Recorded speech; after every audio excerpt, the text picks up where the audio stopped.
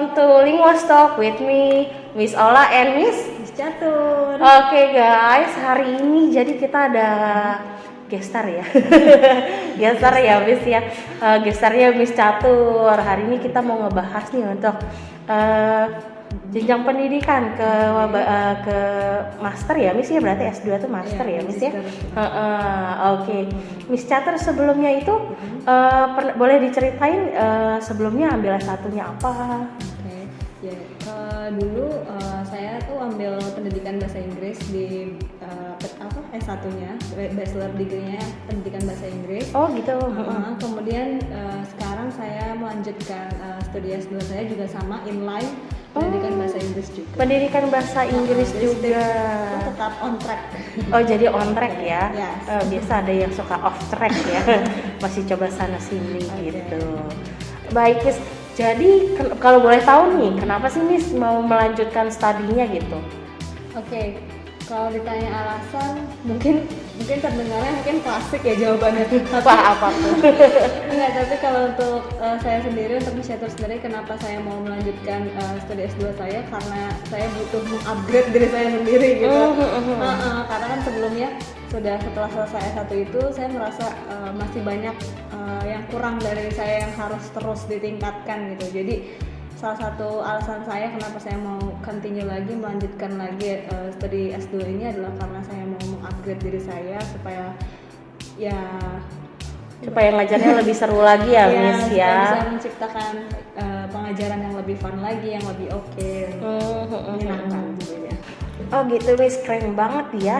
Jadi kalau untuk sekarang ini nih Miss, kira-kira ada kaitannya nggak nih sama kerjaan Miss mengajar sekarang? Oke, of course yes, absolutely. Iya,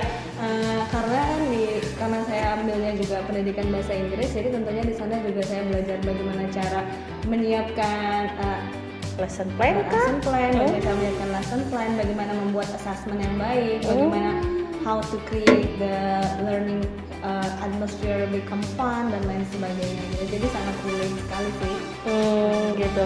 Jadi dia pasti digunakan di kelas ya Miss ya. Pengajaran dari, maksudnya pelajaran materi dari S2-nya dari masternya, terus langsung diterapkan kah di kelas? Ya sebagian besar ya. Wow, keren banget ya. Ada contohnya nggak Miss kira-kira kayak apa gitu? Oke. Karena kan kita juga di sini di FL ini menggunakannya Cambridge, jadi saya merasa bisa lebih luasa mengembangkan kegiatan pembelajaran dari sini. Seperti contohnya, saya berusaha ketika saya menyampaikan materi itu nggak langsung memberikan secara langsung ke anak, jadi saya berusaha membuat anak itu discovery dulu melalui discovery learning. Seperti misalnya saya memberikan tema tentang sport atau extreme sport, jadi saya nggak langsung memberitahukan extreme sport itu seperti skateboard dan lain sebagainya, tapi saya di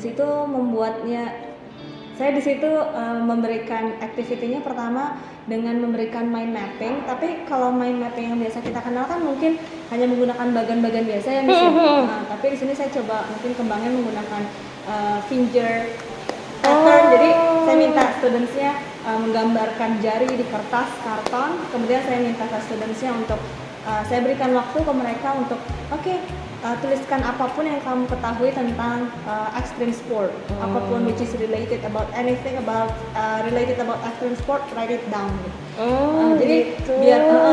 Jadi biar mereka usaha dulu ya, cari sendiri apa tentang extreme sport, contohnya kayak gimana. Jadi belum dikasih tahu, mereka coba cari jawabannya sendiri. Betul. Ya. Nanti jadi akan dipajang di depan kelas dan dari situ anak akan melihat, ternyata menurut versi temanku extreme sport itu ini contohnya. Menurut saya beda ya. Gitu. Jadi mereka sudah berpikir sendiri, sudah punya gambarannya sendiri seperti itu. Gitu. Kayaknya misalnya pernah lihat deh waktu itu kayak tangan-tangan gitu ya Miss ya. Itu wah seru banget berarti ya. Kayak nggak belajar berarti ya Miss ya. Ya tanpa sadar sebenarnya anak-anak tuh kayak lagi main gitu, bikin sesuatu, tapi sebenarnya mereka sedang belajar gitu ya. Gitu, seru banget. Discovery learning ini sangat bagus sih untuk anak-anak ya. Untuk digunakan di pembelajaran di kelas khususnya. Baik. Oke, Miss. Ini untuk terakhir ya. Ada nggak sih tips buat biar kelas tuh lebih engaging lagi saat pengajaran gitu? Okay, the first actually we have to prepare or create the atmosphere, Miss. Jadi atmosfernya harus diciptakan dulu untuk lebih fun gitu. Kenapa? Karena kan ketika anak datang, when the students come to the course, the situations of every student is really different. Some of them feel sleepy or bad mood, and the others sebagian ada yang bad mood dan lain sebagainya. Jadi ketika we have already create the atmosphere, kita bisa membawa students bisa meng-engage studentsnya ke, ibaratnya kita bisa membawa gelombang otak mereka ke gelombang alpha gitu. Ketika mereka they already fun and enjoy, they can engage to the material or to the lessons very well.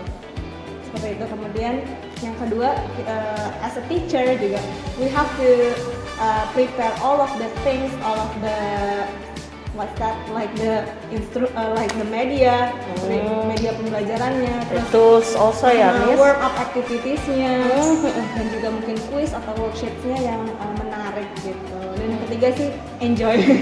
Harus enjoy ya. Iya, harus enjoy. Vibe-nya gimana, Miss? What about the vibe?